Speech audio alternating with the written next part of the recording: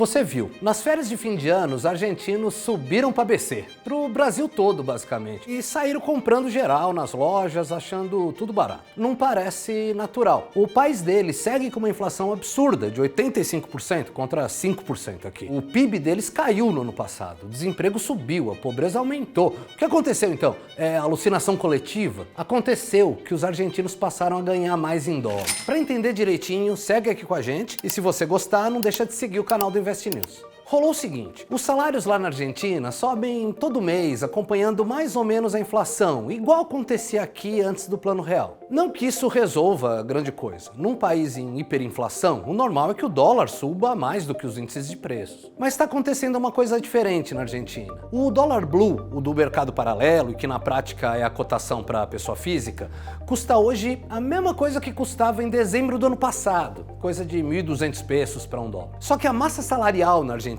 subiu 145% para acompanhar a inflação, que no começo do ano passado estava em 300%. Agora pensa que você vive e trabalha na Argentina. O câmbio entre o peso e o dólar está igual ao de um ano atrás. Você recebe o seu salário em pesos. Só que o seu contra-cheque aumentou para compensar a inflação. O que acontece? Seu poder de compra em pesos fica sendo mais ou menos o mesmo, já que os preços na Argentina estão subindo. Mas o seu poder de compra em dólar aumentou. Nesse caso, mais do que dobrou. Você sente que no exterior, tipo no Brasil, tudo custa a metade do preço. E aí vale perguntar de novo. O que aconteceu então? Aconteceu que a hiperinflação foi domada na Argentina. Em termos mensais, mais fáceis de ler nesse caso, fica um pouco mais claro. O auge foi de 25% em um mês só, lá em dezembro de 23, quando o Milei assumiu. Um ano depois, a inflação mensal tinha caído para 2,7%. Em janeiro de 25, que é a data do dado mais recente, para 2,2%. Essa sufocada na inflação trouxe de volta alguma confiança no peso argentino. A moeda parou de desvalorizar ante o dólar e aí rolou o fenômeno que a gente viu, o lance de os aumentos dos salários em pesos virarem aumento de salário em dólar.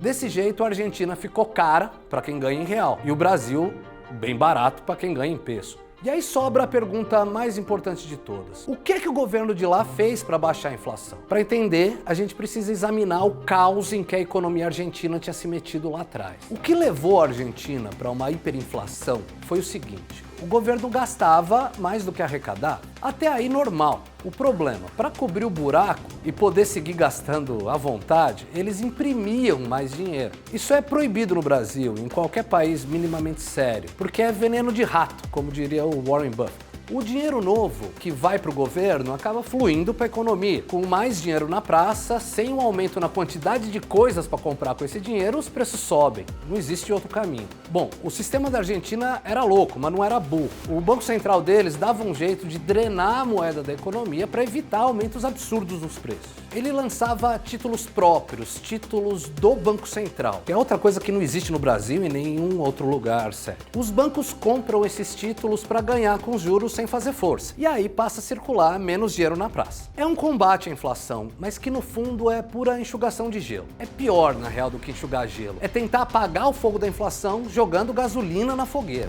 A treta. Quando esses títulos de Banco Central vencem, com que dinheiro que ele paga? O Banco Central não tem cliente, tem impressora de dinheiro. Então eles pagavam com dinheiro novo. Aí entrava mais moeda em circulação, agora com juros, retroalimentando as altas dos preços. Veneno de rato ao quadrado, como diria o Charlie Munger. E aí veio a reforma. O governo Milei cortou esse círculo vicioso pela raiz, em 3 frentes. Primeiro, proibiu a impressão de dinheiro para financiar o Estado. Mas e agora? Como é que o governo vai pagar as próprias contas? Economizando. Um ano antes, o governo argentino, o governo anterior, tinha gastado 2,9% do PIB a mais do que tinha arrecadado. Isso em termos primários, quer dizer, sem contar os pagamentos de juros da dívida pública. Um ano depois, esse déficit primário se converteu num superávit primário de 1,8% do PIB. Tem mais. Fizeram um superávit nominal também, de 0,3% do PIB. Isso significa que a arrecadação foi maior, inclusive, do que os gastos do governo, incluindo os juros da dívida.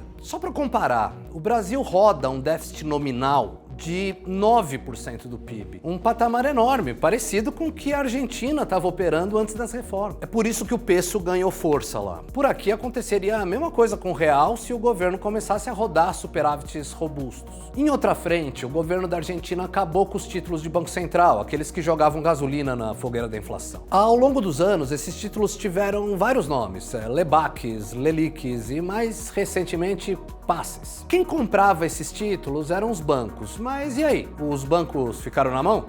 Não. Em julho de 2024, o governo converteu os tais dos passes em títulos do Tesouro. O credor passava a ser o governo no lugar do Banco Central. Faz toda a diferença. Não iam mais pagar com dinheiro novo, mas com dinheiro velho, que chega para o governo via impostos. Isso não aumenta a quantidade de pesos em circulação, não cria inflação. Mas e aí, como é que vão pagar esses títulos só com o dinheiro do contribuinte? Fazendo superávit, igual a gente viu. Isso transformou um círculo vicioso, inflacionista, num círculo virtuoso, que desacelerou a inflação. Claro que, para variar, não existe almoço grátis. A consequência foi grave para a maior parte da população. Com menos investimentos e menos subsídios do Estado, a pobreza cresceu, de 42% da população no final do governo anterior para 53%. A falta de grana estatal também freou o PIB, que caiu 1,8% contra uma alta de 3,4% no Brasil, para comparar. E o arroxo nos gastos públicos colaborou para aumentar o desemprego, de 5,7% para 6,9%. Mas tem luz no fim desse túnel. A Argentina saiu da recessão no terceiro trimestre do ano passado. Em dezembro de 2024, um pouco mais adiante, registrou um crescimento forte de 5,5% em relação a dezembro de 23. Para 2025, o FMI estima que a Argentina siga nessa toada, com um crescimento de 5%. Seria o caminho agora para reduzir a pobreza e o desemprego.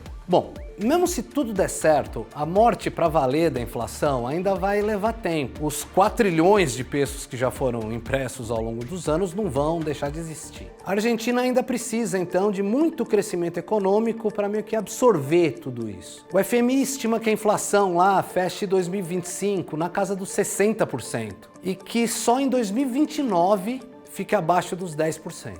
Não chega a ser um plano real, que transformou uma inflação de 2.500% no ano numa de 1,7% em 5 anos. Mas não dá para negar, diante da bagunça que estava a economia deles, tá de bom tamanho.